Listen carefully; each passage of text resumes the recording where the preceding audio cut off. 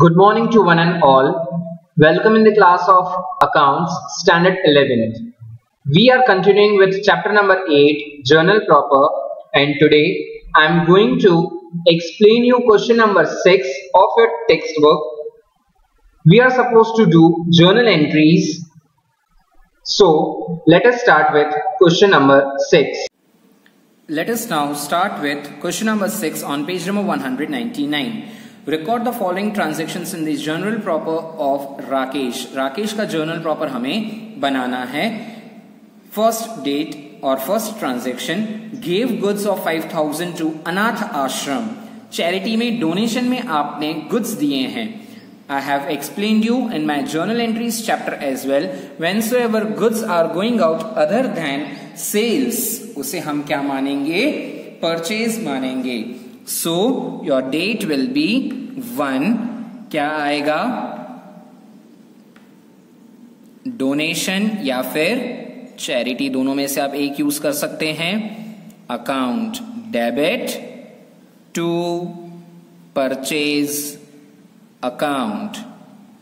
Okay, because goods are going out other than sales. कितने के goods आपके बाहर जा रहे हैं? Of 5,000. Okay. Now transaction number 2. What it is? Distributed goods of 4,000 as free samples. Free samples में आपने goods distribute किए हैं. क्यों हम free samples देते हैं as a businessman आप सोचेंगे तो that is for your advertisement purpose. आपने क्या किया है? एडवर्टाइज करने का खर्चा किया है. क्या आपको उन गुड्स में से कुछ रिटर्न मिलने वाला है? नहीं. इसके लिए हम इसे वापस से टू परचेज करेंगे. यहां पे लिखेंगे advertisement expense account debit to purchase account. To purchase इसके लिए because again goods are going out other than sales. कितने के जा रहे हैं गुड्स? ऑफ 4,000. ये रिपीटेशन है, हमने जर्नल एंट्री में सीखा हुआ है. Next transaction number 3, withdrew goods of 8,000 from business for the personal use. Personal use हमेशा क्या इंडिकेट करता है? ड्रॉइंग्स इंडिकेट करता है. हमने गुड्स विड्रॉ किए हैं. Again goods are going out other than sales. हम उसको क्या मानेंगे? Purchase. Okay, so drawings account debit to purchase account. Okay, of 8,000. Fine. Now number 4. इन सब में आपको नरेशन लिखना होगा. I have taught you in my earlier video, so I am not repeating it again. Moving on to fourth transaction number, purchase furniture of 3,000 by giving goods of 2,800. हमारे goods सिर्फ कितने के जा रहे हैं? 2,800. हमें बिजनेस में वही कॉन्सेंट्रेट करना है जितने के हमारे गुड्स जा रहे हैं. फर्नीचर आ रहा है पर सामने गुड्स जा रहे हैं कितने के? 2,800 के. Furniture comes into the business, so furniture account debit. Again goods जा रहे हैं, हमने सेल्स नहीं किया है. फर्नीचर के लिए गुड्स हमारे जा रहे हैं. प्लीज यहां पर ध्यान देंगे, इंस्टेड ऑफ राइटिंग 3,000 2,800 बिकॉज हमारे गुड्स सिर्फ 2,800 के जा रहे थे. Now transaction number 5, goods of 7,000 were destroyed by fire. 7,000 के हमारे गुड्स डिस्ट्रॉय हो गए हैं. For which insurance company accepted a claim of 5,500. हमारे गुड्स इंश्योर्ड थे, इसके लिए हमें कंपनी कितना देगी? 5,500. पर फिर भी हमारा 7,000 का गुड्स गया है, सामने 5,500 मिल रहा है. So the difference will be your loss. Loss कितने का है आपका? 1,500 का. Okay, so let us record this journal entry number 5 in journal proper. Journal proper में हम रिकॉर्ड कर रहे हैं. लिखेंगे insurance company claim account debit loss due to fire account debit to, यहां पे क्या आएगा, परचेज अकाउंट, बिकॉज आपने सेल्स नहीं किए फिर भी गुड्स आपके बाहर चले गए हैं। इंश्योरेंस कंपनी ने कितना एक्सेप्ट किया, 5500 का, आपका नुकसान कितना है, 1500 का, और टोटली आपके गुड्स कितने के बर्बाद हो गए, 7000 के। Okay, now again on to 6th number. An amount of 2000 is receivable from Nirali which cannot be received now.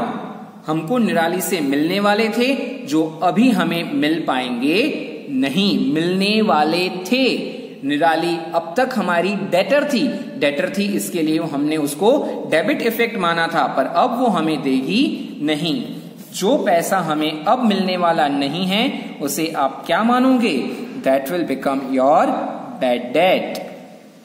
So bad debts account debit to Nirali. Nirali को हम रिवर्स इफेक्ट इसके लिए दे रहे हैं क्योंकि अभी हमने क्या कर दिया, उसका अकाउंट क्लोज कर दिया, बिकॉज अभी हमें निराली से पैसा मिलने वाला नहीं है। अब तक हमने निराली को डेटर माना था तो उसका डेबिट इफेक्ट था, अभी उसने बोल दिया है कि पैसा मिलेगा नहीं, सो हमने उसको क्या माना, बैड डेट। कितने का, 2000 rupees. Okay, again on to question number transaction 7। Write off depreciation on machinery 800। Now in my definition also I have explained you, जो यूजेबल वैल्यू असेट का होता है उसे हम डेप्रिसिएशन कहते हैं। 800 रुपीज मशीन का डेप्रिशिएट करना है, राइट ऑफ करना है हमें। So depreciation as per the rule of nominal debit all expenses and losses. हम डेप्रिसिएशन को क्या करेंगे, यहां पे डेबिट करेंगे। डेप्रिसिएशन अकाउंट डेबिट टू, किसके अगेंस्ट हो रहा है डेप्रिसिएशन, मशीन के अगेंस्ट, तो to machine account 800। This is new entry for you people, depreciation account debit to machine account. Now moving on to the last date or last transaction number, that is 8. Salary for the month of March is unpaid. अभी तक हमने मार्च की salary पे नहीं की है, unpaid salary है। Okay, हमारी लायबिलिटी है, हमें और भरना बाकी है। ओके, वो हमारा क्या क्रिएट हुआ, लायबिलिटी क्रिएट हुआ। इसके लिए हमारी जो एंट्री हम लिखेंगे दैट विल बी